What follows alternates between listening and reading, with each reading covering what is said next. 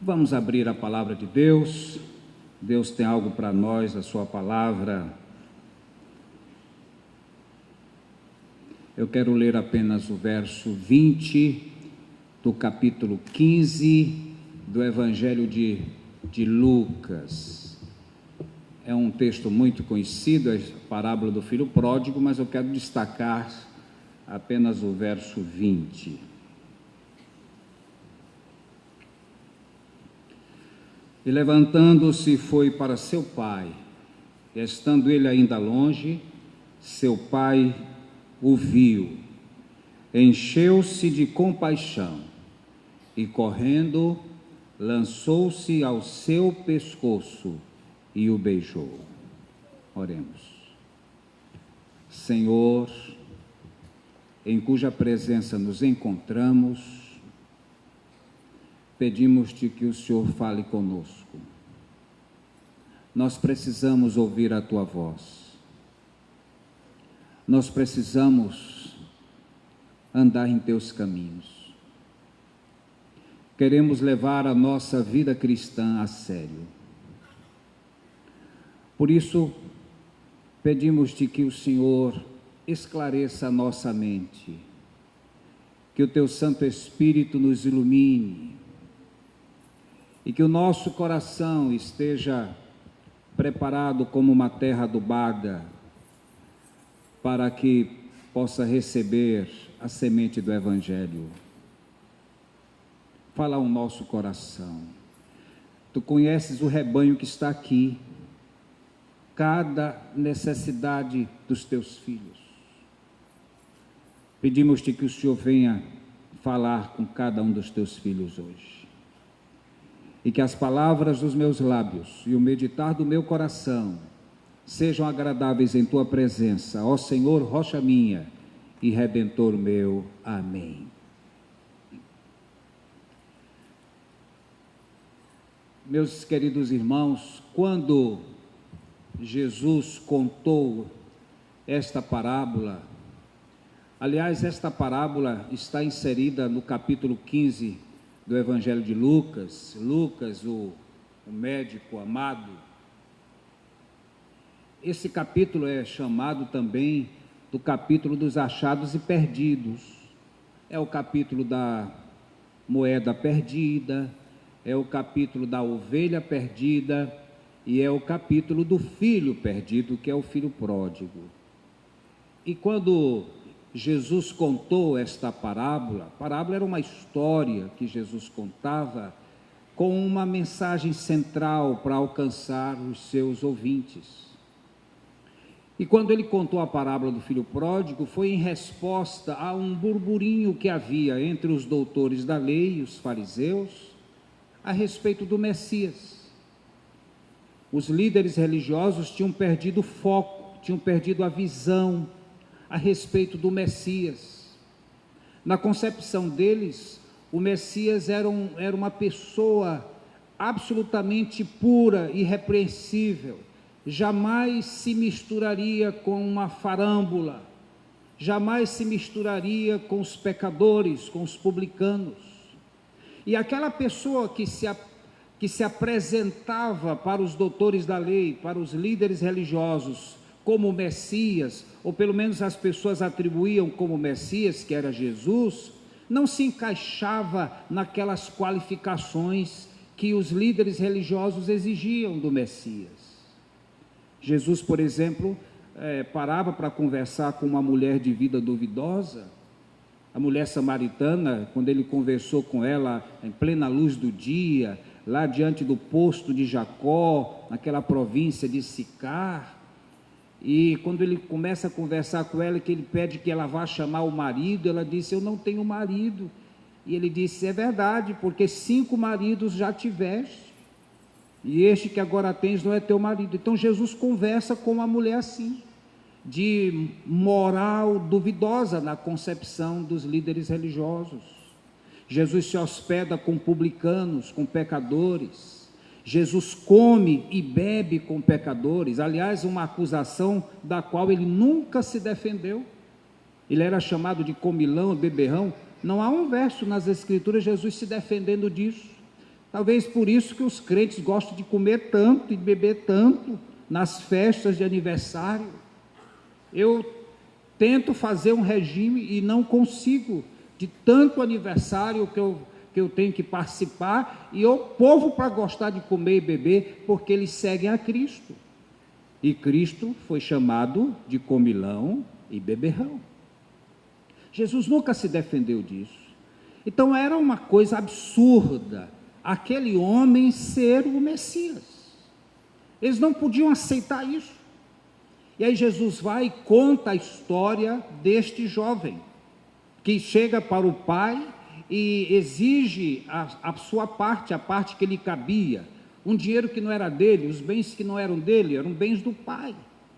E o pai não se faz de rogado e resolve repartir entre os dois filhos os seus bens. Para o mais velho, ele tinha direito a 2/3 da herança, e o restante seria para o filho mais novo. E aquele filho mais novo, nos diz a Bíblia, sai de casa e resolve viver uma vida irresponsável, dissoluta, e gasta todos os seus bens, e todos nós conhecemos essa história de cós salteado. E quando ele estava lá, passando necessidades, ele se lembra que tem pai, e ele resolve voltar para casa, e ele então começa a elaborar um discurso, e o discurso que ele elabora na sua cabeça, para que ele possa transmitir ao pai, é este.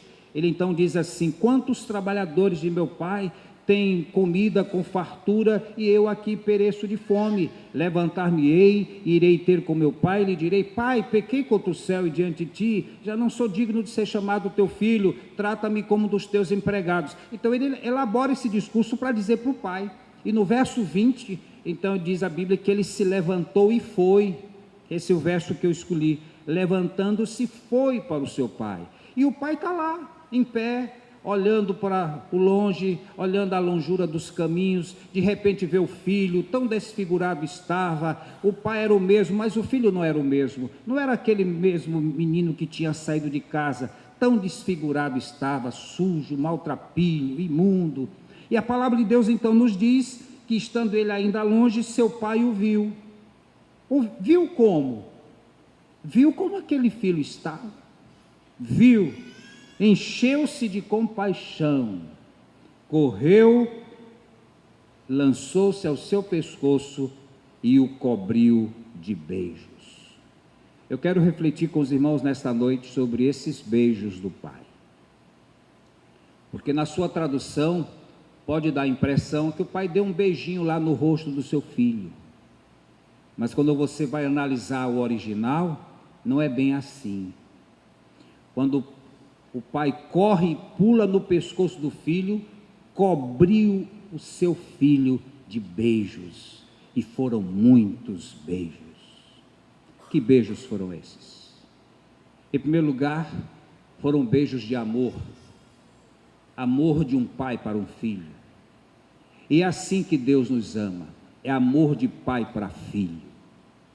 Deus não tem lixo, Deus não tem netos, Deus não tem bastardos, Deus só tem filhos. Filhos que andam com Ele, filhos que andam em paz com Ele, num relacionamento com Ele, ou filhos distantes, rebeldes. Mas Deus só tem filhos. E a palavra de Deus nos diz que Deus é rico em compaixão, que Deus é rico em misericórdia, que Deus se compadece de seus filhos, como um pai se compadece de seus filhos. Assim é grande a sua misericórdia para com os que o temem. Com os que o temem. Quase eu dizia o nome do presidente. Ó Jesus, tem misericórdia, né? Para com os que o temem. Esse Deus olha para nós com compaixão, com graça, com misericórdia. E os beijos que o pai deu foram beijos de amor, beijos de alguém que ama verdadeiramente. Existe uma diferença entre gostar e amar. O gostar, o seu prazer vem antes. Quem gosta quer que o outro satisfaça uma necessidade sua. Quem gosta, quer bem, mas quem ama, quer o bem. Quem ama, a realização pessoal do outro vem em primeiro lugar. E é assim que Deus nos ama. Deus não olha para as nossas imperfeições, Deus nos olha como filhos.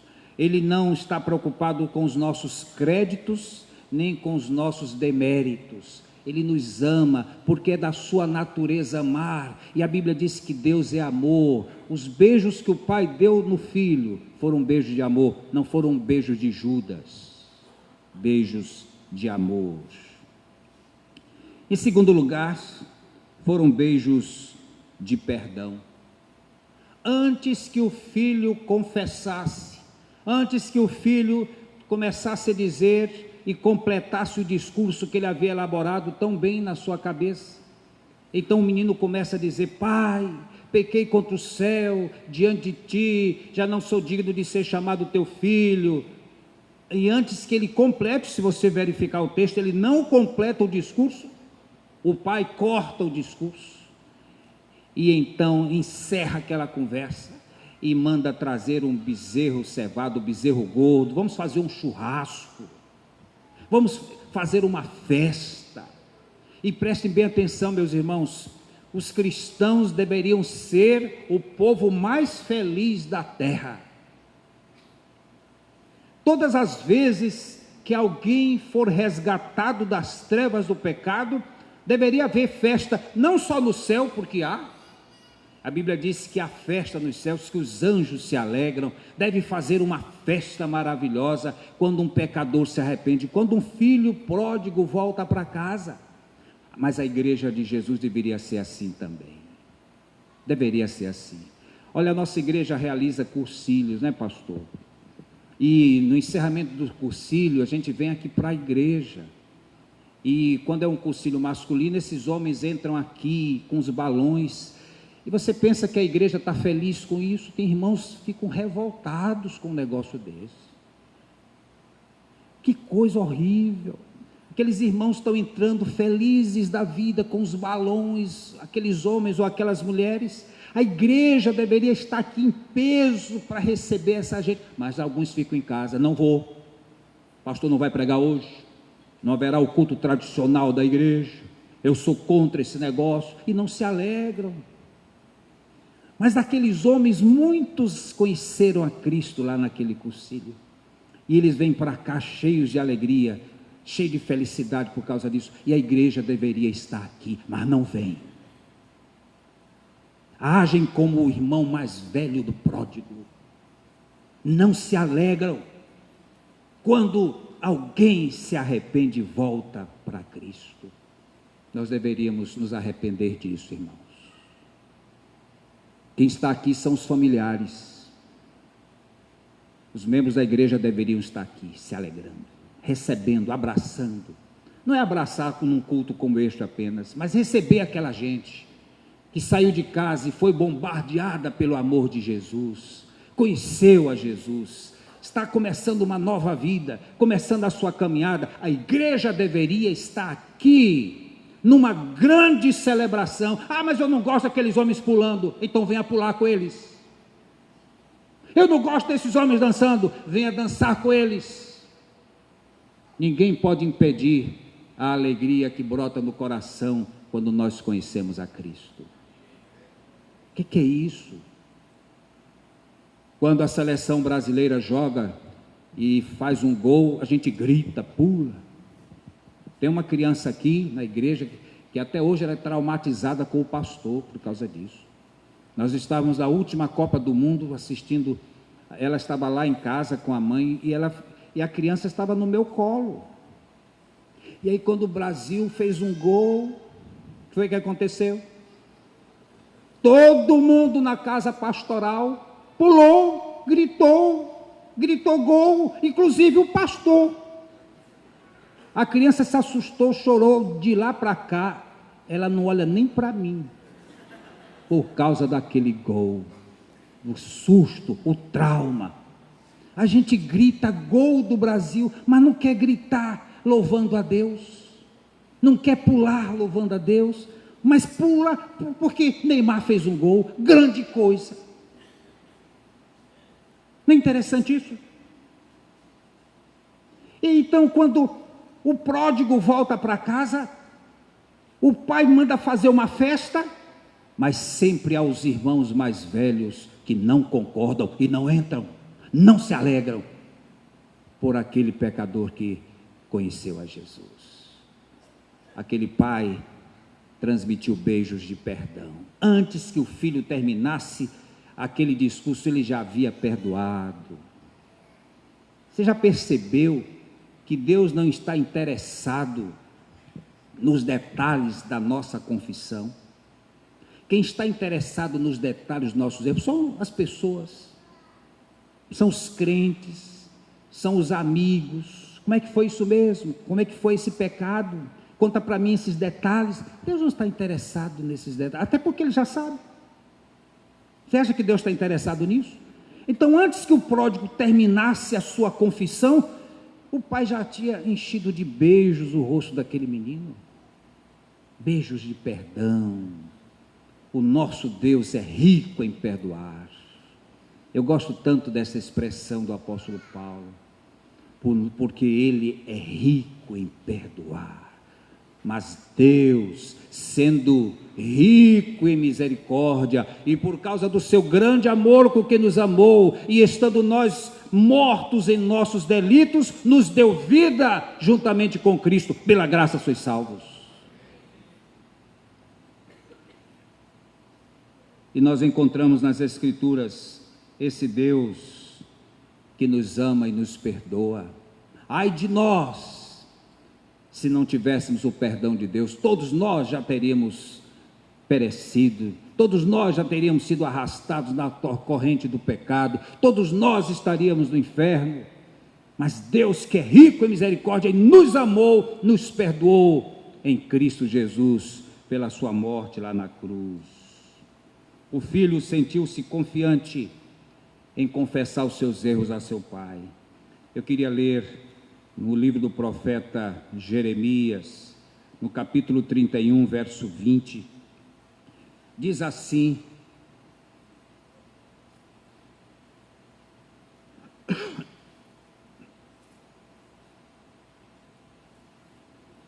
naqueles dias e naquele tempo, diz o Senhor, se procurará iniquidade em Israel, mas não será achada, e o pecado em Judá, e não se achará, pois perdoarei os remanescentes. Em Isaías capítulo 44, verso 22, o Senhor diz assim: eu desfaço as tuas transgressões como a névoa, e os teus pecados como a nuvem. Volta-te para mim, porque eu te remi. O que foi que fez o pródigo? Voltou para o pai. E o pai está dizendo hoje a todos os pródigos: voltem para mim, voltem para mim. Ele está dizendo para você hoje: volte para mim, porque eu te remi. Esse verbo remir, olha que coisa interessante da língua portuguesa. Onde estão jovens aqui, estudiosos da língua portuguesa? Eu nunca me esqueci desse verbo. Eu era seminarista, lá em Recife, e o meu pastor no domingo à tarde disse: nós vamos fazer um culto ao ar livre, lá em frente à penitenciária Bom Pastor. Era uma penitenciária feminina, e eu era o seminarista da igreja. Ele disse: você é o pregador, porque pastor manda. Pastor chega para o seminarista e diz: você é o pregador. Eu: sim, senhor. E aí naquela tarde de domingo, eu subi no banco da praça e falei do amor de Jesus. Aí eu disse, quando Jesus estava morrendo lá na cruz, e aí eu fui usar o verbo remir. Quando Jesus estava morrendo lá na cruz, é como se ele estivesse dizendo: eu remo você. Soou estranho. Isso não pode ser o remo. Eu remo, ou é o time de Belém do Pará, ou é do verbo remar. Não pode ser. Mas aí eu já tinha dito, não tinha como corrigir e nem sabia o que fazer naquela hora, e fui em frente. Quando terminou o culto, eu procurei meu pastor. Meu pastor, eu disse uma coisa lá que eu fiquei em dúvida. E eu expliquei para ele, disse: nem se preocupe, ninguém percebeu, nem eu. Mas eu fiquei muito encucado com aquilo. Aí eu fui para a gramática, porque eu não queria mais errar com relação ao verbo remir. Remir, que é um sinônimo do verbo redimir. E não se conjuga o verbo remir no presente do indicativo.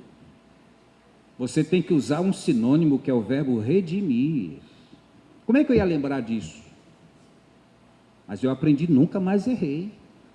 Então Jesus, quando estava morrendo na cruz, ele estaria dizendo assim: eu redimo você. Vamos lá, jovens. Eu redimo, tu redimes. Nós redimimos nunca. Aí vem o remir. Nós remimos.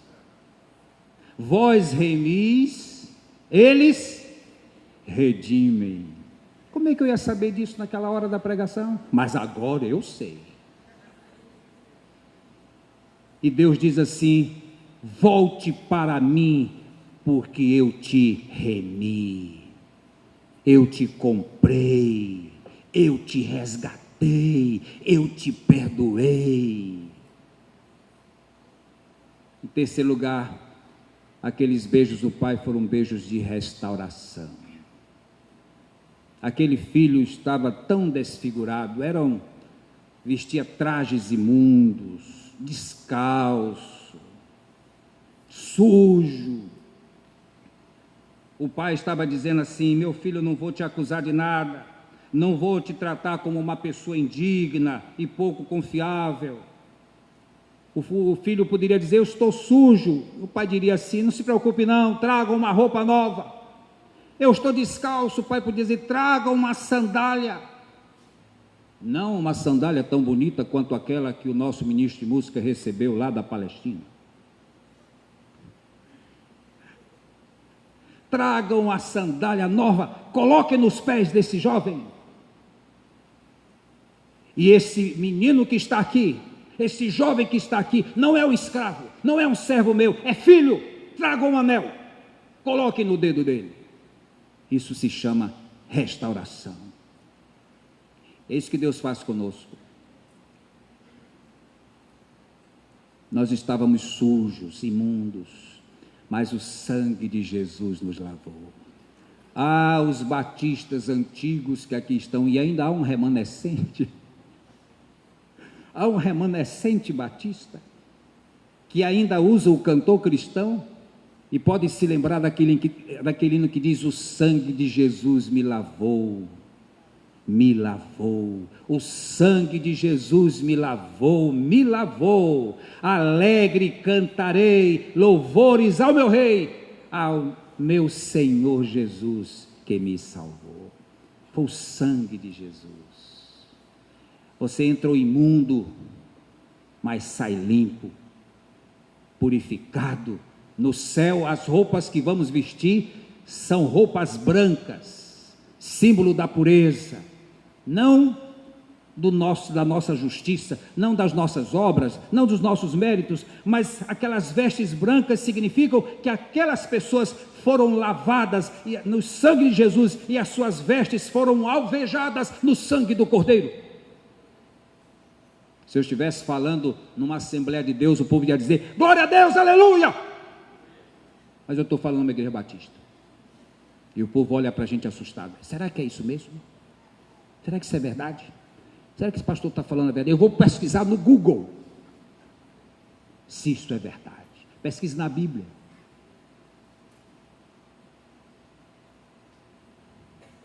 O sangue de Jesus. O nosso passaporte para a eternidade não são as nossas ações. Nós não temos méritos, nós não temos crédito diante de Deus, mas é o sangue de Jesus. Então o filho, enquanto dizia assim: mas eu estou sujo, aí o pai dava um beijo nele: traga a roupa. Mas eu estou descalço, e ganhou outro beijo: tragam sandálias e coloque nele. Mas eu quero ser tratado como um empregado. Você não é empregado, você é filho. Outro beijo nele.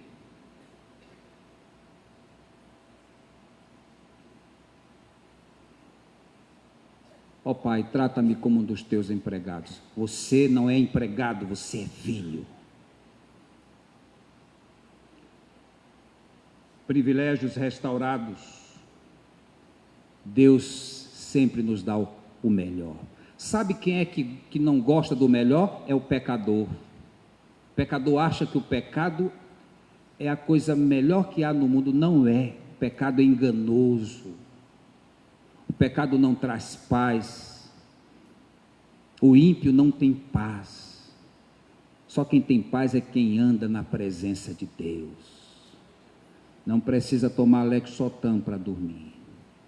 Pode dizer, como o salmista: em paz me deito e logo pego no sono, porque só tu, Senhor, me fazes repousar em segurança. Em quarto lugar, foram beijos de alegria. Tanta alegria que o pai o beijou novamente.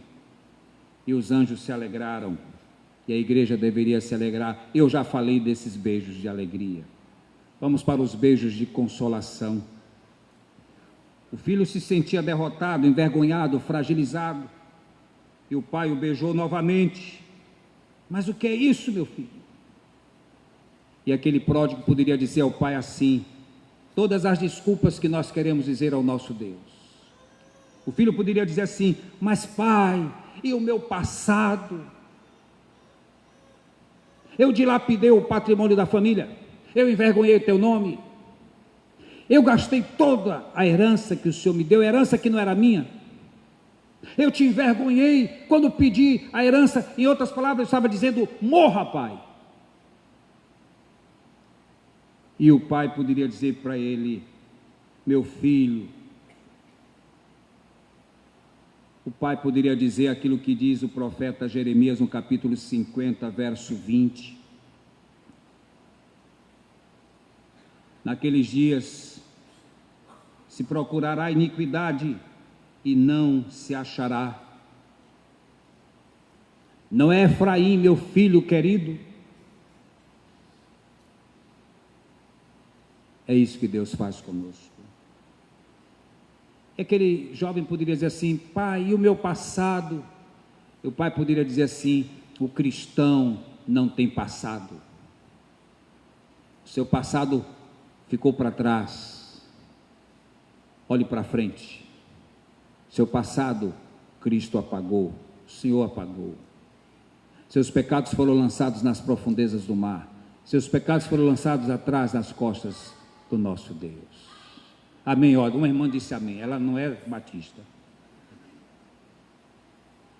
E o filho poderia dizer assim: pai, e o meu presente? O pai diria assim: o presente é este hoje, o seu presente é esta festa que eu vou dar.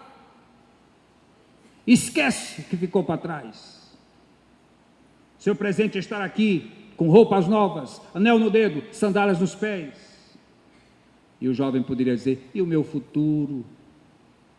Eu posso cair novamente, eu posso voltar para o mundo, e se eu errar novamente? E aquele pai poderia dizer aquilo que está no capítulo 31, do profeta Isaías, versículos 33 e 34. Dias virão, diz o Senhor, em que farei uma nova aliança com a casa de Israel, com a casa de Judá. Ela não será como a aliança que fiz com seus pais, quando os peguei pela mão para tirá-los da terra do Egito, pois eles quebraram a minha aliança, mesmo quando eu, o Senhor deles, diz o Senhor. Mas esta é a aliança que farei com a casa de Israel depois daqueles dias, diz o Senhor. Porei a minha lei na sua mente e as escreverei no coração. Eu serei seu Deus, eles serão o meu povo, e não ensinarão mais cada um o seu próximo, nem cada um a seu irmão, dizendo: conhecei o Senhor, porque todos me conhecerão, do mais pobre ao mais rico, diz o Senhor, porque perdoarei a sua maldade e não me lembrarei mais dos seus pecados. Amém. Hoje houve salvação nesta casa. O filho poderia dizer: mas eu trouxe doença, eu me prostituí, eu peguei uma doença venérea, eu peguei uma AIDS.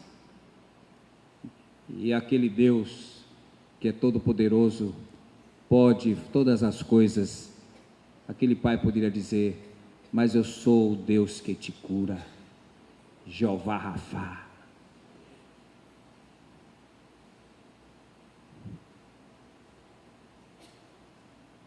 Aquele Deus que sara todas as nossas enfermidades. Quando Deus quer, Ele faz. Mesmo quando a ciência diz não, quem bate o martelo é Deus.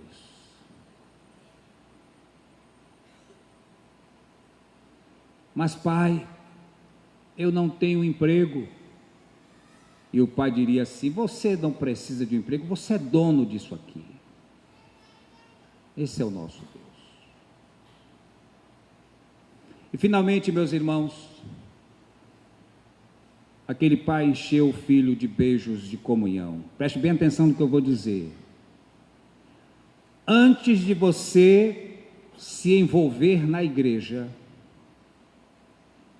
tornar-se um membro da igreja, um congregado da igreja, alguém que queira participar ativamente, você precisa ter um encontro com o Pai. Você precisa receber os beijos do Pai.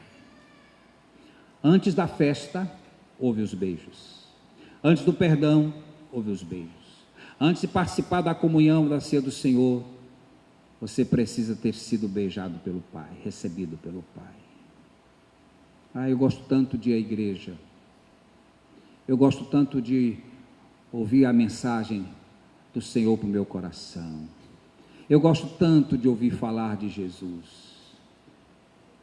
Mas tanta gente gosta, mas não tem nenhuma relação com Jesus. Olha, preste bem atenção. Você precisa ter uma relação direta com Jesus. Não é só receber dele os seus benefícios. Pastor, eu comprei um carro zero, eu quero que o senhor ore por esse carro que eu comprei. Eu oro, não tem problema nenhum. Primeiro eu dou uma esmerilada na litorânea, para ver se o carro é bom, depois eu oro. Problema. Eu quero que o senhor ore porque eu comprei uma casa na praia, não tem problema.